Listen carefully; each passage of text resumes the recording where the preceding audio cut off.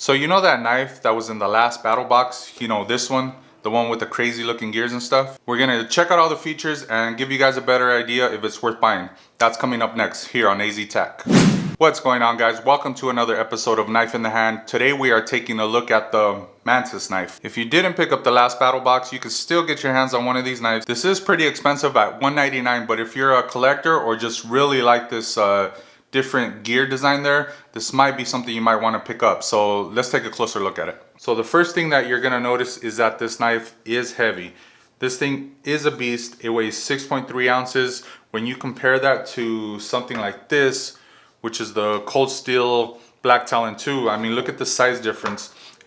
Just by looking at it, you would automatically think that the Cold Steel would weigh more, but it does not. The Cold Steel weighs 4.8 ounces, and this Mantis knife is gonna weigh 6.3, so it is a big difference there. I'm pretty sure part of the weight is because of the gear mechanism that you're gonna have here, as well as the steel back spacer on there as well. That's gonna add to the weight. So checking out the outside of this knife, you have your pocket clip. It's not gonna be a deep carry pocket clip. It's gonna sit in your pocket with about that much hanging out. As far as the way you're gonna carry this is going to be a right-sided tip-up carry. You cannot switch that pocket clip to any other part of the knife, so you will be stuck with having it right-sided carry. As far as the gray handle that you see here, it is made out of some kind of aluminum, but it actually feels really good. It is a little slippery, but it is really nice as well. Okay, so looking at the length, it's gonna be a little bit over 8.5 inches long when fully open, with 4 of those inches being the blade alone.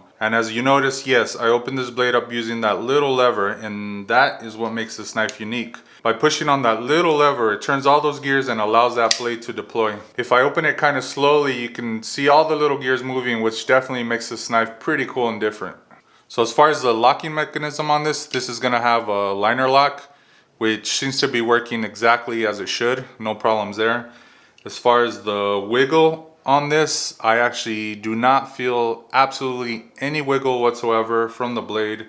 It actually does feel really nice, no wiggle whatsoever. The blade style for this particular one is gonna be the drop point, plain edge. You can also pick this up Tonto style and also with half serrations there if you wanted to.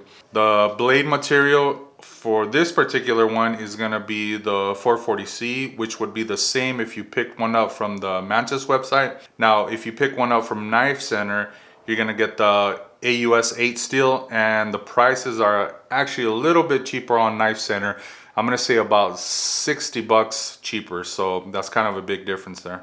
Overall, the feel of this knife is pretty good. There's no jimping on the top here, and there is no texturing to really help you grip this thing, but it does feel well built. It doesn't feel like it's just gonna fly out of my hands or anything like that. Now, as far as usage goes, I don't think this knife is something that most people will use for everyday carry, mainly because of the weight. It is a heavy knife, and just how expensive it is. It is a pretty expensive knife to just carry around with you in your pocket all the time. Most people, I think, would normally use something cheaper and lighter to carry around, you know, just in case you lose it or something. This is not something you really want to lose. To me, this is going to be more of a collector's item, just something like really cool just to add to your collection. But overall, it feels really well. It's built like a tank, and just to have something a little bit different with the gears there, I think that's pretty damn cool. Alright guys, that was it for today's review. I hope you guys enjoyed the video. If you did, let us know in the comments below. Make sure you give it a thumbs up, and we'll catch you guys next time. Peace out.